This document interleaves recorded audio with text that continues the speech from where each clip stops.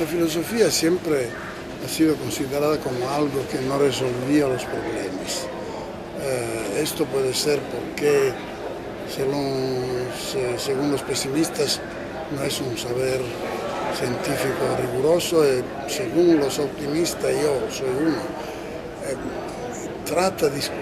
discute problemas que no se resuelven de manera definitiva, como el sentido de la vida, que siempre es una cuestión abierta para cada uno de nosotros y que no se resuelve en la tradición de las obras filosóficas, sino que las obras filosóficas, la tradición de la filosofía, nos da los instrumentos para discutir un poco más claramente, más articuladamente este problema. Me parece que se tiene que recordar también que la filosofía empezó en la forma que tiene más o menos continuativamente en Occidente hasta ahora, empezó en la Grecia de la polis, de una situación donde empezaba también la democracia. Obviamente era una democracia muy sui generis, porque eran los 100 o 200 ciudadanos de lleno derecho que discutían en la agora, probablemente incluso porque no tenían nada que hacer, como tenían esclavos, mujeres, metecos, etcétera, etcétera. Pero todavía tiene que hacer más con la discusión del sentido de la vida, no tan individualmente, sino en un contexto público, que puede devenir también político. Yo no sé si la filosofía es una disciplina eterna del espíritu humano, porque la conozco en esta forma históricamente determinada que va de la Grecia hasta nosotros. Se podría decir que hay otras formas de discusión pública del sentido de la vida que no coinciden con la filosofía. Hasta ahora yo no encontré otra. Para decir que de un lado soy convencido que la filosofía es necesaria para una vida democrática, articulada y rica. De otro lado, soy consciente que es una forma ligada a la cultura occidental.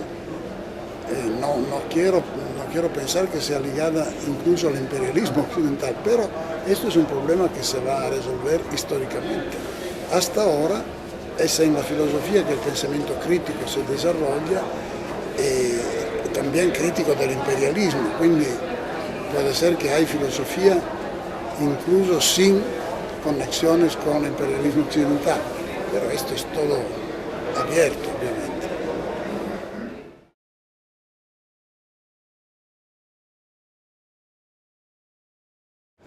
Sí, el título Más allá de la interpretación es un título bastante,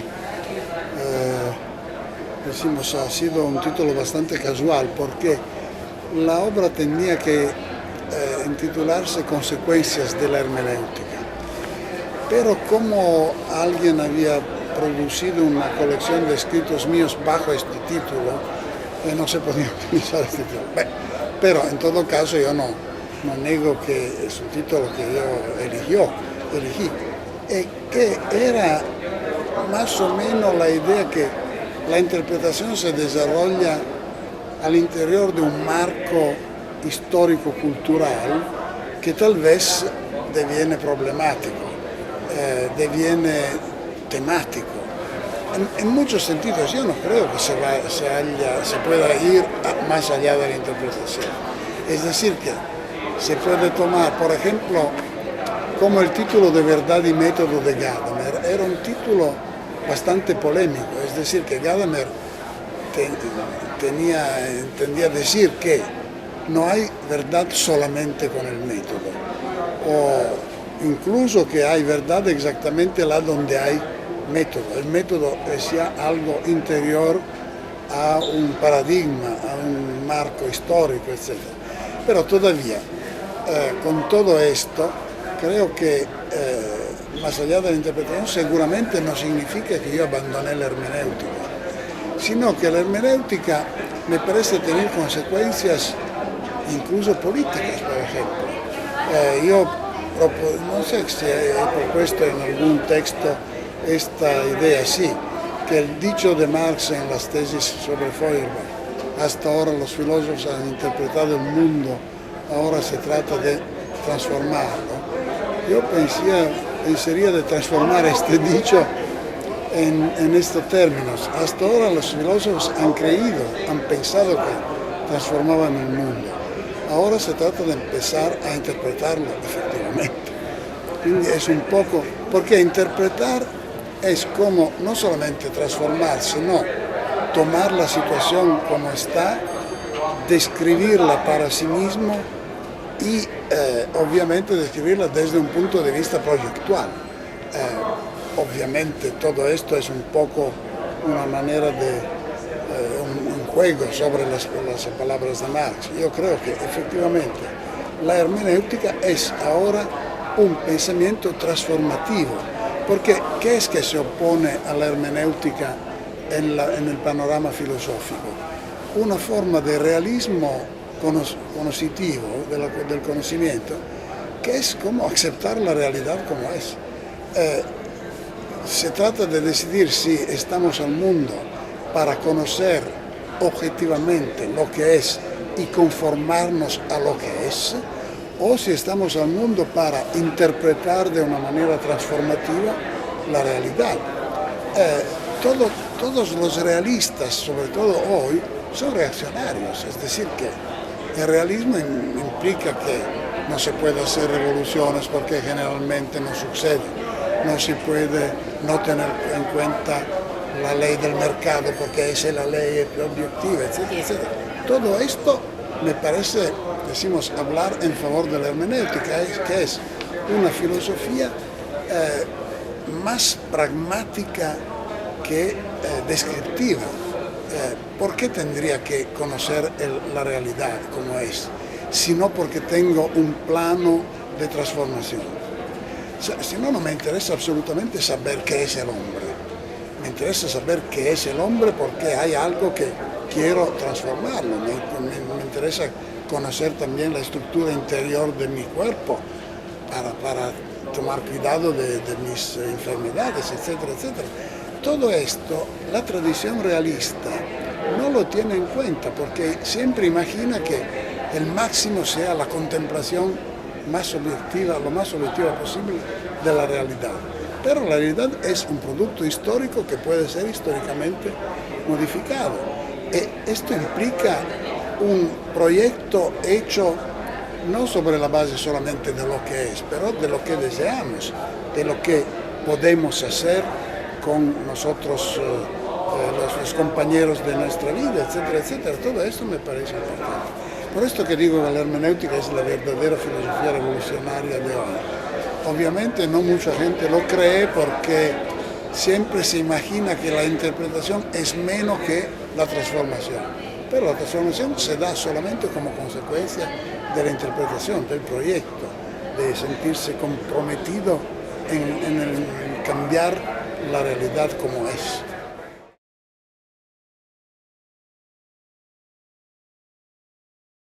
Yo fui por un largo periodo profesor de estética en la Universidad de Turín. Había empezado como esteta, como estudioso filósofo del arte. Ahora soy filósofo general, no sé si es una promoción o una involución, pero todavía en un cierto punto he pensado que hay una racionalidad en estos pasajes de la estética en cuanto disciplina especialística a la filosofía general, porque me parece que en un sentido la estética que se desarrolló entre el siglo XVIII y el siglo XX se ha terminado porque no nos interesa más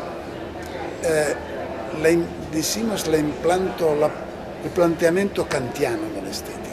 Kant y la estética del siglo XIX, con la excepción de Hegel, obviamente, siempre se preguntó cómo se distingue estructuralmente la experiencia del bello de la experiencia de la verdad, por ejemplo. Allora, en questo sentido, Kant escribió una tercera crítica, la crítica del juicio, etcétera, etcétera. Ahora, esto A mí hoy me parece menos significativo que otra vez. Es como si no me interesa más la filosofía como esfuerzo de describir cómo está la experiencia humana estructuralmente. Hay el conocimiento teórico, hay la moral, hay la experiencia del arte. Me parece más útil hoy pensar la estética como estudio de lo que significa el arte, o significan las artes, los productos artísticos para la comprensión de nuestro presente. Por ejemplo, es por esto que digo que me interesa más la estética de Hegel que la estética de Kant, porque Hegel sí empezó él también intentando de distinguir la esfera del arte de la esfera del conocimiento abstracto, pero el interés de su estética es sobre todo la sistematización de la historia de las artes en periodos que significan diferentes actitudes del espíritu humano.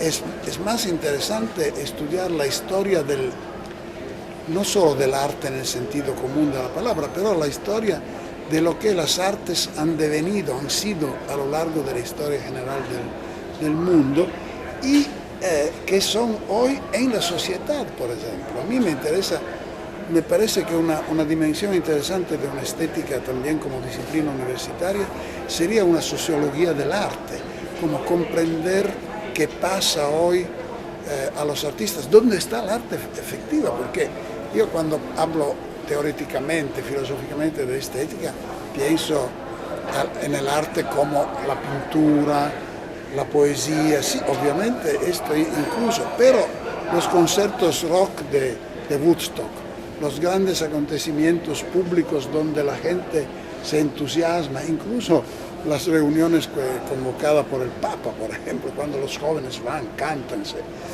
Todo esto me parece el interés actual de lo que puede ser una experiencia estética compartida, porque muchas veces la estética tradicional, decimos las artes tradicionales, permanecen como un patrimonio más o menos esotérico para grupos, mucha poesía contemporánea es comprendida solamente por otros poetas que son interesados en estos juegos. No hablamos del arte visual, que tal vez es hecha para construir objetos que los bancos adquieren y ponen en los cabos porque son valores financieros, etcétera, etcétera. Quindi hay un problema de la presencia de la experiencia estética en nuestra vida que a mí me parece que tiene que ser más compartida, más colectiva e incluso más activa de la parte del público. Un grande teórico decimos incluso de la estética del siglo XX, Walter Benjamin, pensaba que el cine, la fotografía, todo lo que tiene que hacer con artes de reproductibilidad mecánica, favorece una transformación de la experiencia estética de la pura contemplación pasiva a la actividad. Mucha gente puede hacer películas hoy. Y todo esto es una gran novedad que no se ve todavía tan largamente, pero que modifica profundamente el sentido de la estética en términos generales y que tiene que ser estudiado.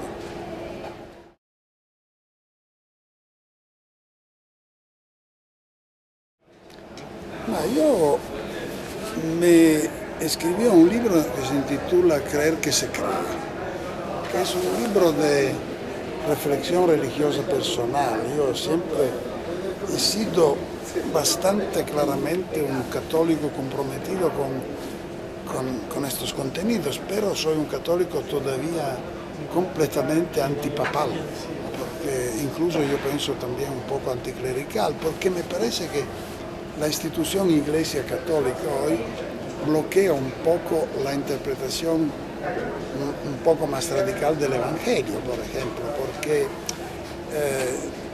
Jesús, por ejemplo, nunca habló de leyes naturales del hombre. Había el decálogo mosaico y Jesús siempre predicó solamente el amor del otro, no que no se tiene que trabajar el domingo. o el sábado, o por lo contrario, he dicho, cuando se pasa el sábado que te obliga a trabajar, tú trabajas porque no es el hombre para el sábado, pero el sábado por el hombre. Es decir, que hoy me parece que en muchos sentidos la Iglesia se irrigidisce, como se dice, diviene rígida, se hace rígida sobre la pretensión de identificar leyes naturales del hombre con las leyes de una cultura que ha sido la suya, en la cual quizá era un poco más importante políticamente, como el medioevo, pero que hoy no tienen más sentido. Por ejemplo, el problema de las mujeres curas. ¿Por qué una mujer no puede tener un cura? No, nada de este tipo se encuentra en la Biblia, en el Nuevo Testamento.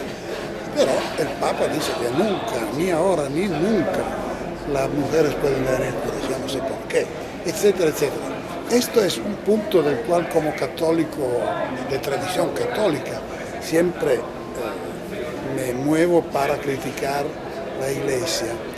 En nombre del Evangelio me siento un poco como uno que trata de ser religioso y cristiano más allá de la estructura visible de la Iglesia. Esto es el tema de lo divino, ¿cómo se da? Yo creo que lo divino se encuentra históricamente en encarnaciones de lo divino. Yo creo en la encarnación de Jesús, pero no sé si es la única posible. Es decir, que siempre digo con un poco de gusto del escándalo que si Dios se ha hecho hombre, puede hacerse hecho también gato sagrado, vaca sagrada en India. Es decir, se ha dado en los símbolos naturales. Ahora, no sé, el problema es obviamente, si el cristianismo es verdad, el hinduismo no es verdad, o no es verdad el budismo, etc. A mí no me parece tanto claro esto. Es decir, que como Jesús predicó el amor del otro, pretender imponer a alguien que cree sinceramente en el hinduismo, en el budismo, de convertirse al catolicismo, me parece una forma de violencia imperialística. Se trata de predicar, seguramente Jesús ha también dicho de ir predicando el cristianismo, pero predicarlo significa no obligar a los indios, por ejemplo, a convertirse, significa predicarlo, anunciar y después decir que hay un Dios que nos ama, que nos ha redimido, que nos... Esto todo es bueno, pero no implica ni siquiera pensar que el único camino de salud es la Iglesia Católica Apostólica Romana. En muchos sentidos yo pienso que el cristianismo es la religión verdadera porque es una religión atea, es decir, que no identifica a Dios con esto, sino con el amor mismo. ¿Dónde está Dios? Se pregunta en el Evangelio. Está cuando dos o más de ustedes están reunidos en mi nombre. No que Dios está incluso está lá. Quizá no está en la iglesia, no está en los templos, no está en las estructuras visibles del triunfalismo católico. Todo esto me parece un sentido actual que es importante porque como hoy el mundo tiende a caer presa de los fundamentalismos, la idea que hay una religión que predica una verdad más allá de que las verdades, que el fanatismo, es muy importante.